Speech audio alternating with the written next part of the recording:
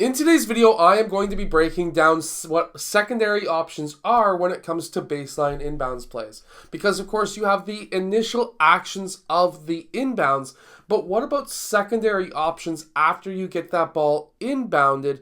What are some things that you can run? I'm going to give you some ideas. I'm going to give you some plays. So let's get down. Let's check this out. But really quickly, make sure to get my Unbeatable Basketball Zone Defense book. Basically, what that does for you is it double teams the low post, but then it traps the corners. And by doing this, it is pretty much an unbeatable defense because it leaves single coverage like a man-to-man up top, and then you kind of kill teams when it comes to the free throw line and below. So definitely go check that out. And if you're a new or a youth basketball coach, make sure to go check out my complete guide to coaching youth basketball, which is down in the description below as well. I've coached for well over 15 years. Okay, so in this first play, we are going to set our initial actions, having player 4 setting the screen on player 2. Player 5 is going to be setting up as a secondary or a staggered screen, and player 2 is going to be running off of both of those screens. After this happens, player 4 is going to roll towards the basket, and both of these players are going to be options for player 3 to pass to. Player 1 is then going to set the back screen on player 5, and player 5 is then going to cut to the rim, meaning that is another option off of our initial first options. And then player 1 is going to be the backup last option that we don't really want to pass to, but is an option. Now, off of a play like this, where we have a player in the post, our backup back here, player 4 in the post as well, and player 2 out on the wing, there's a lot of different options that are available to us. So let's start with a wing option.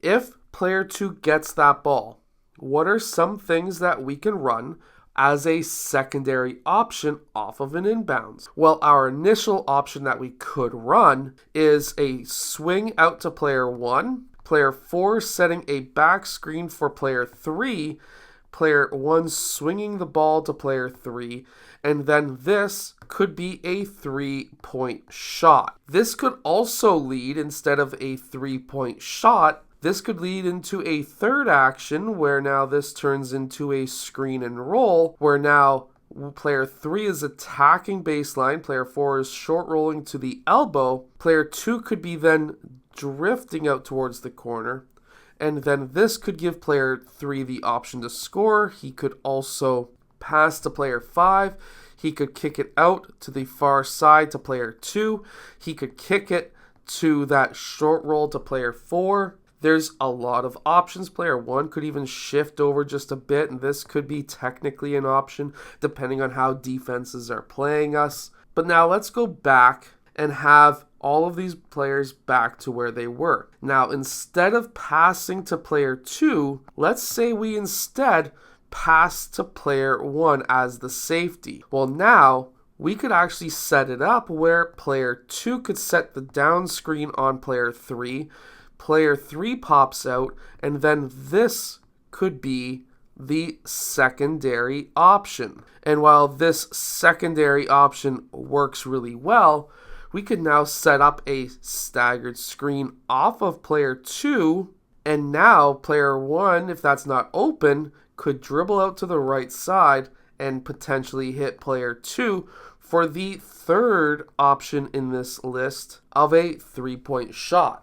Because let's say we have 2 very big men down below where they can get the rebounds off of these 3-point shot attempts. Now here's another play that I absolutely love. I call this the S play, where you get an elevator screen right here. So this would be the elevator. I probably spelt that wrong, but elevator screen, where player 1 is going to be going in between. This would be the inbounds pass, and player 3 and 5 are going to then close like elevator doors. If that's not open, Player 4 is going to act like he's not really caring, and then he's going to cut back door, and this could be the secondary option in our first set of options that we are running. Now, after all of this happens, a player in the corner who has the ball. Let's say player 1 gets that ball. Player 3 would have been a safety.